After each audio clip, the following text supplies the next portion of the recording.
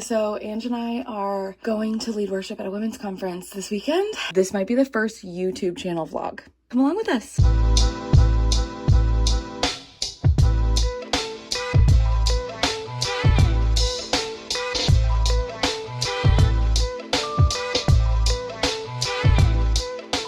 I wanted to clean my apartment before I left, and it was just in a total mess. And then I was in my bed by like 1, and I realized I had not packed a single thing. Like an idiot. I think I had 4.5 hours of sleep, but that's okay. It's an exciting time. Ange and I love leading together, and it's gonna be really fun. And I'm gonna try and vlog this whole thing. Bye, Judah. Have a good weekend. Look at these mail. Is it the mail guy? Bye, babe. Let me kiss.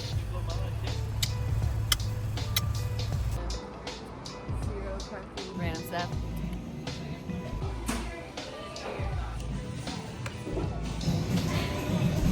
Oh my gosh, so good. Okay, so we are on our way to a women's conference in Windsor, Nova Scotia. Very exciting. We stopped at Starbucks because I wanted an iced cherry chai. And I've talked about this before, but it's amazing. And I called her out in my story because I knew she was gonna clown me for it. Because her and Jazz always think I try the weirdest drinks. It's still not my favorite. You don't like it? No. But you did try it. I did try it. Okay. I don't mind it, but okay. Yeah. And I went to Waypoint whenever I led that one time, and I saw like 3 girls there with the same drink. And I was like, guys, I love that. They're like, no, we tried it because you posted about it. I was like, yes! Anyway, it's so good. Everybody try it.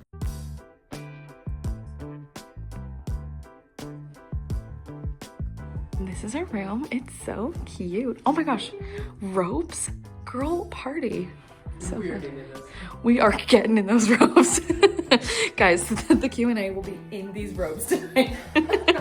Ready for lunch? It's gonna be so good. Going to dinner at a place called lunch at Hole in the Wall. We went there last time. Really good food. I didn't like what I had last time. Oh, you didn't? What did you No, get? I think I had like a beet and goat cheese salad. Oh, well, that was your mistake.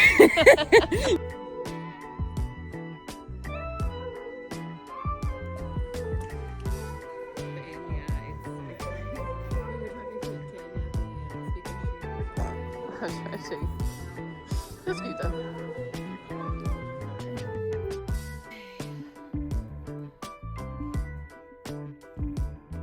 I can also do this in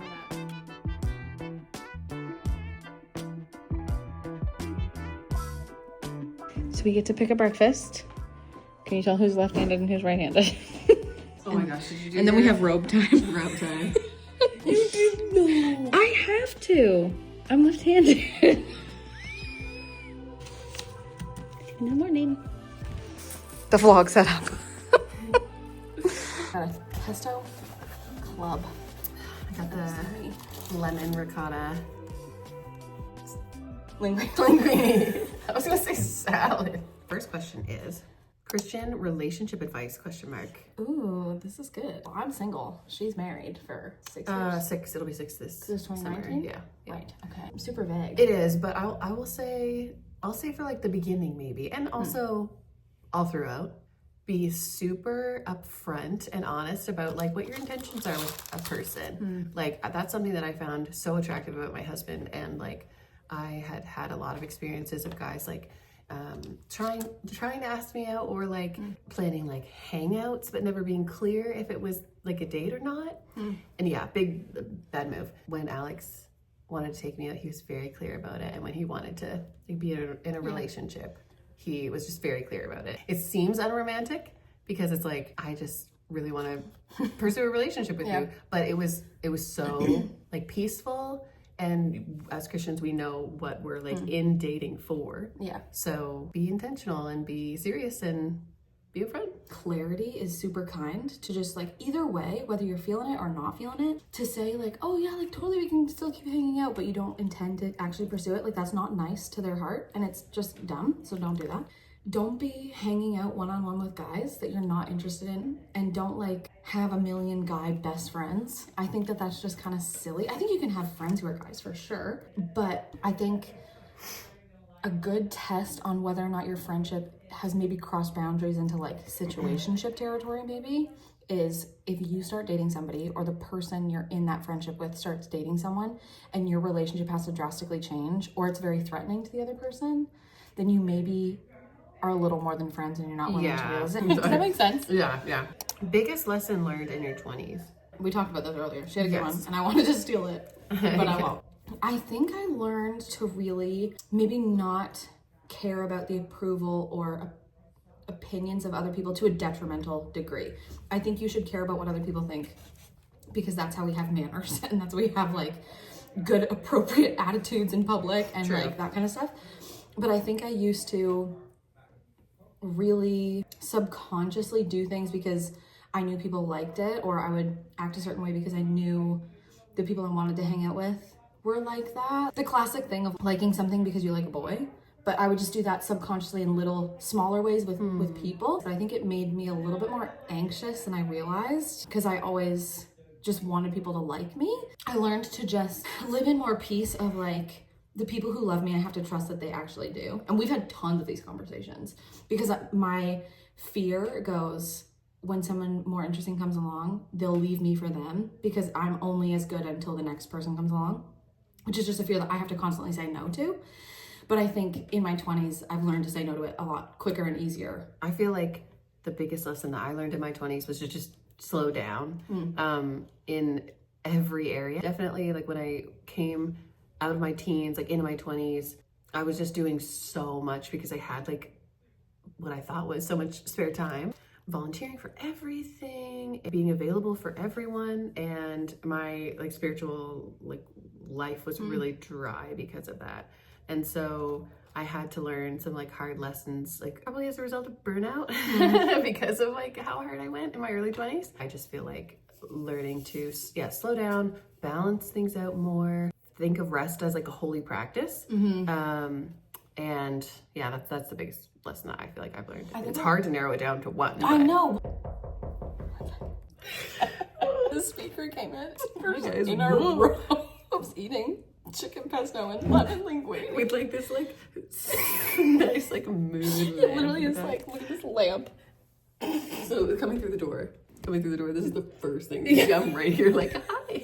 I know it's early, but is 40 before 40 happening too? Come look. I would have 10 years to do this one, not 4 months. So all those bigger suggestions that you got, like go to Italy, like go to everyone in the Paris, world thought I was Disney a World. Billionaire, and they're like, go on all these trips. I was like, y'all, I have till April, forgot my birthday. And so I was like, I cannot do that, but maybe. But if you had 10 years to do it. Exactly, I could potentially do one of those trips. Yeah, so stay tuned for like maybe. And it's super intense 40 before 40 maybe. Yeah, maybe I'll come visit you in Australia. What is your songwriting process? So it's been a long running thing that Joanna and I want to make music together, but we just haven't had this time and space maybe, or maybe we've just been like avoiding it too. I think our songwriting process is that we don't have one. That's exactly, that's why I feel like it's a funny started. question. Yeah, because it's like, well, do you do lyrics first? Do you do music first? Well, I don't know. Like, I guess I could try to write a poem and then like put music to it. I feel like I do better especially if someone's playing keys for me, then I feel like in a moment of worship, I can spontaneously sing something out or I can find a melody, but to sit down and write lyrics, that's not my strong suit.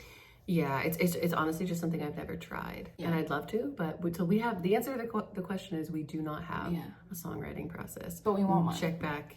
But if you have suggestions, please let us know. How do you decide what to read next for your devotional? I feel like mine's really random. Mine is too. I always try to do the Bible in a year, and then I'll get in a spot where I'm like, oh, I just want to read this, and then I get so off track because I'm just stuck and I don't do it as quickly as I should. Sometimes like throughout the year it could just be, I feel like I haven't read Amos in a while. Yeah. And I'll just go read that. Yeah. But I think it's really random. I don't have a system for that either, to be completely honest. Mine is the same. Like usually by the time I'm reaching the end of a book, I'm kind of like already thinking, I haven't read this one in a long time, or it would be really good to revisit like the letters to the Corinthians or like whatever. Yeah. Quick, you're asked to do a TED Talk. What's your topic? This is obviously outside of the gospel. Yeah. It counts. It always counts. But a silly little thing. This one's for the girlies. So if you're a boy and you don't like to hear about girl things, skip. 100% on the benefits of a Diva cup and how you should use that. I remember in Bible college, I think my friend Kirsten and I started using one, and then we got like 12 other girls on it. And every time somebody asked me about it, I go on for like, I don't know, 20, 15, literally do a TED talk on why I think they're so important and why I think why I think they're just better. They're like the best way to deal with a period. That or like the Cactus Club yum fries and the garlic aioli. Ooh. That I could talk about that for days. I want to be buried in that sauce. I feel like right now I have to like hold myself back from sharing about like the Gottman couple therapy. So like let's talk about attachment. Let's talk about the Love Institute in the States. Like look up the Gottman Institute if you want some really great relationship advice based on research. Next question is very interesting. In what ways do you think the church has changed over the past 20 years, if at all? It's hard to generalize because like I can look at my church and say, oh, I've seen how it's definitely changed. You're not going to be able to cover all of them, but No. like if we can talk about a couple things, yeah. I think in one way, the church as a whole has started to drop the walls of denominations and not working together. So I think that's a huge thing. Really, when I was younger, I really only thought there were like Pentecostal churches. Like I knew of the Moncton Wesleyan Church or like Baptist churches. Yeah, I thought the same about like Baptist churches. Yeah, but like I just didn't know that there were that many other ones. And they're not organized, they're all independent. Like yeah, it's all just like its own thing. Yeah. But in the past couple of years, like getting to do different events with different denominations and working at like different conferences and stuff, getting to see the unity that happens when people say it's not about the way we do it, it's like just about coming together and blessing the heart of the Lord and seeing people come to Jesus. I think that's been a huge step like in the right direction for the church for sure. Because when I was younger, it was very like everybody's in their own lane and nobody crossed paths. But now everybody's very like collaborative. So I think something that I've noticed is that there was definitely, oh gosh, I've only been alive for like 29 years. So I can't really talk to the past 20 When we were years. 9. Yeah. I feel like there has been definitely, and because there was like a holiness movement before, like in the 90s, like 20 years ago, there was a lot of, man, it's hard to tackle that, but there was a lot of like legalism that entered the church and people, you know, took God's standard and they were like, we're actually going to put it here instead, so that we don't even get close to this, which is like what literally people like the Israelites did from the beginning of like all of this. But anyway, so there's definitely been, I feel like there's been like an upheaval of that probably about like 10 or 15 years ago. And so people were really just about like, you know, God's grace and like living your life like for enjoyment, and like kind of really, really swung to the opposite side of the pendulum, I feel. And well, not completely, but anyway, definitely over the past while, I've seen a lot of people really hunger for that tradition and the richness of a lot of things that got thrown out, like with the bathwater. So I feel like there's been, like, we know that the Catholic Church has been growing like crazy because people really long for, I feel like that like grand feeling that they're, that reverence. Yeah, like the reverence and the just like commitment to tradition and stuff. So yeah, anyway, I don't want to make a podcast about that. So that's my answer. Thank you, whoever said this. I think that was Chelsea. Thank you. Great question. Chelsea. Is it true that you were a student ambassador at Summit Pacific College? No, I was not. I don't know why you would think that. Yes, I was. It was some of the best times of my life. I worked for recruitment and was a student ambassador at my Bible college. And I actually think that was this was a funny question, but this is legit. It's a huge reason of who I am today and the leader I am. And like Nathan was so, like, he doesn't get embarrassed. He would do the weirdest things and then just not care. And I think that's like something that started to shift that whole thing in my 20s of like not really caring what people think, because I really don't get embarrassed. I think watching him he could talk to literally any person, and now I do it all the time. Like if I'm in public and I just walk by somebody, I'm like, hey, and then they're like, who are you? Yeah, you know each we other? were at Tim Hortons this morning. She pulls up and she goes, hey. I think they're like, hi, and she's like, hey girl. And she like just like passes her debit on the But phone. like it's so fun because I've literally had good conversations. I've been able to pray for people because of that. And anyway, and I got to work with my friends Ben and Julie, and they were just so fun. It was some of the best years of my life. So thank you, Nathan, for your leadership.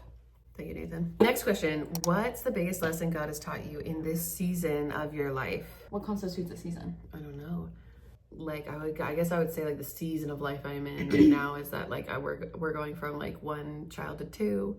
Pregnancy with my first was really, really hard, just like sickness wise and pain wise, and so like I got a beautiful boy out of it, but it's tricky. And I feel like the first time through, and similar to this one, I feel like the Lord is doing some healing with like feeling like I need to take care of everything, feeling a lot of guilt about taking other people up on help or comfort. It's okay to like reach out and like experience like the Lord's kindness and affection like through other people, and specifically Alex for that. Yeah. And he's just been so amazing with like stepping up and like helping so much around the house, and never ever making me feel guilty for having to like pass out after a work day.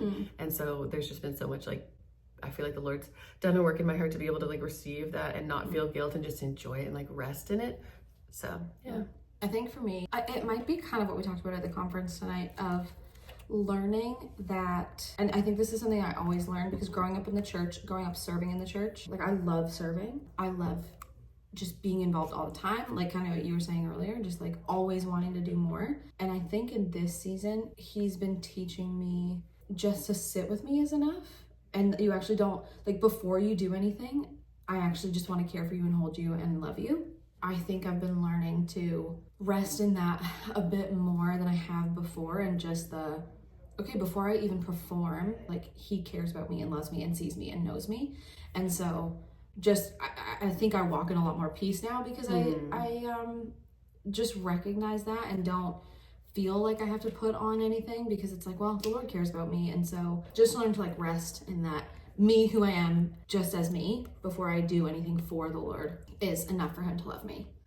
So yeah. Amen. Last one is from Facebook, and it was, what is the wildest thing God's ever done in your life?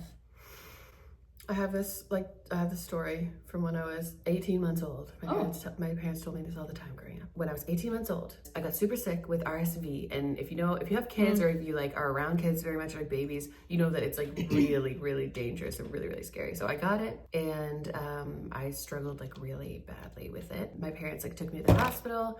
They were like, the doctors were getting ready to take me by helicopter to the IWK. I wouldn't keep the oxygen mask on, but I really, really needed it. And they had to set up this like tent thing that they do for kids. And like my mom had to like grab me and go in there. And I was like turning blue a lot of the time. They're like getting a helicopter ready to take me. And what I remember of the story is that there was a lady from our church that came to pray for me when she was praying, still struggling to breathe, like really unwell. And when she said amen, I just took this like huge breath, and like before, because it had been so shallow and like strained, and I just like took this huge breath and was immediately healed. Whoa. And yeah, and like my parents were obviously like stunned and like, thanking God. My mom always talks about like talking to the doctors, like the doctors came in to like come get me, and they were like, oh, like I think we have the wrong room, and like went back out, and they were like, she was like, no, this is Angela, like you said you were looking for her, whatever. And they're like, no, like this girl is like very sick, like she will probably not make it, like like we gotta go like so fast. And she was like, no, this is her, like. And so they were just like so stunned. And I definitely feel like in the moments where I haven't seen the Lord move in a certain way, or I'm not sure, like a season of like, I'm not sure what the Lord has planned for my life, or like what the intent is here kind of thing. It's just always like he saved me, like when I was less than 2, like for a reason, I feel. And so that's always given me like hope, and also like always caused me to believe in miracles. Yeah. Wow. Wild, huh? That's crazy. Wild. Still alive, still here. Still kicking. My lungs are awful. Squirrel got asthma for days. Funny story, one time, Ange and Jazz and I went to the Taylor Swift dance party. They like, was it a hotel through it, yeah. Yeah, there's like the first year of the Eras Tour, it was like huge, so they were doing all these different Taylor Swift parties. And on the way to the dance party, Ange just pulls out her puffer and she's like, we're like, Ange just pre-gaming on asthma meds before. It's like already an awkward thing to have to do, but I was just like, I'm gonna do it like really fast and in the car on the way over, and they were just like, we talked about it the rest of the night, and also the rest of our days. Terrible. Wildest thing, it's hard because like in a good way, I've not had a lot of external struggles, I think, that are like crazy things that have happened, or crazy hit with an illness. Yeah, like stuck I have somewhere. random like little stories, but they wouldn't be I don't think they'd be the wildest, but I don't know if it's the wildest, but something that I never expected to happen. I grew up wanting to sing so badly, always wanting to like use that gift, and so riddled with fear. Like Kristen would always try to get me to sing solos for a Do Re Mi Kids Choir, and I literally would say no. Like it would terrify me. And I remember feeling that call on my life. Like I remember when I felt called to ministry, I was at a youth retreat and I had led Revelation song for the first time. That was the first song I ever led. Wow. And it was probably terrible because I probably was like, where are these? Anyway, it's probably awful. But I remember the Lord, I remember saying I could do this. Like I could lead worship. I could do this every day of my life. And he's like, good, that's what I'm calling you to do. I was like, oh, cool. But I was so scared, like terrified. And I remember singing that and being like, I'm never doing this again. I'm just a harmony singer. And then when I went out west, I just had a lot of leaders in my life basically just push me off a cliff and say like, nope, you're leading. This is a gift. You're going to try it. And I didn't really know anyone. So there wasn't as much risk, I guess. So I think the wildest thing is that what I once thought was the scariest thing ever is something that is so second nature to me now, that like I lead worship all the time, and I was off worship for about like 3 months, just taking like a little break because I needed some rest. Every single person got sick. And so he texted me, he's like, I know you're supposed to be off. Can you lead worship tomorrow? And I was like, yeah, no problem at all. Like I'll just put together a set. And it was great. It was wonderful, powerful. The Lord moved, but that would have crippled me before. And so sometimes it's like almost in the same way where it's like, I forget how much of a shift that is, and how now it's like that's not even something I struggle with confidence, because I know the Lord's just worked on my heart so much. So yeah, I don't know if that's crazy wild, but it's definitely Shaka Khan. Yeah. So yeah. Well, thanks for your questions, everyone. Thank you. That was fun. It was fun answering them. We had a fun robe time answering questions. Fun robe and dinner time. Eating our my sandwiches at 10 p.m. Is it 10? Yeah. It's 10:15. Good night. Good night. We got to go do more of a conference tomorrow. Bye.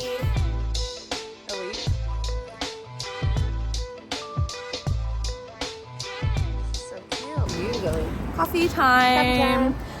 We had coffee at the bed and breakfast, which was super cute, but Not enough. did not hit.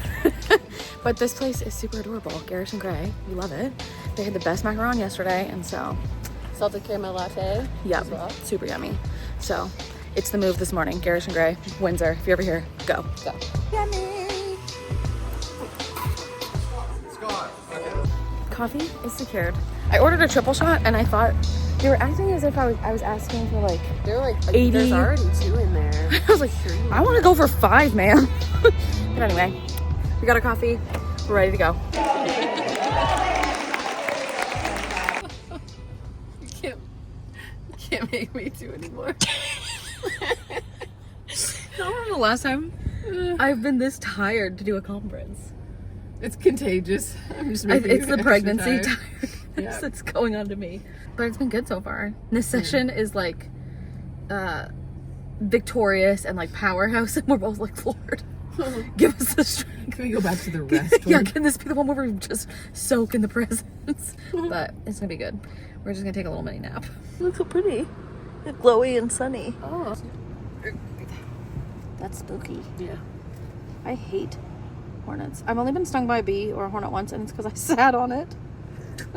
It's Spit open the apple. stung my butt, and my grandfather just laughed at me the whole time. She still thinks that she's old. But you're waiting. Last time we saw this huge Wheaton's, and we wanted to go, and so we are finally here. And as soon as we stopped, we realized Ange forgot her purse. So we have to go back, but we're stopping at Wheaton's first because it's beautiful.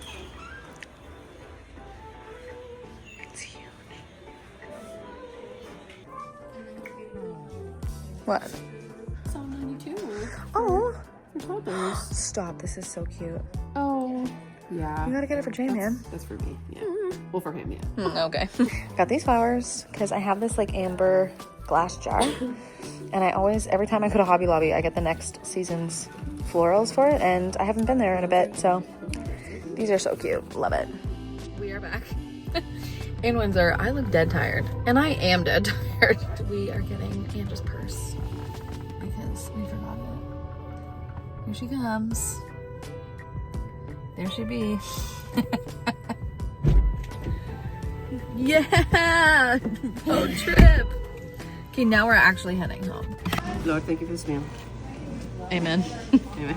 Okay, I am back. Unpacked and took a shower. Did my workout for the day. Anyway, thank you for watching and coming along with us to Windsor, and I just hope you have a wonderful day or a wonderful sleep. I'm going to bed, so sweet dreams. Until next time.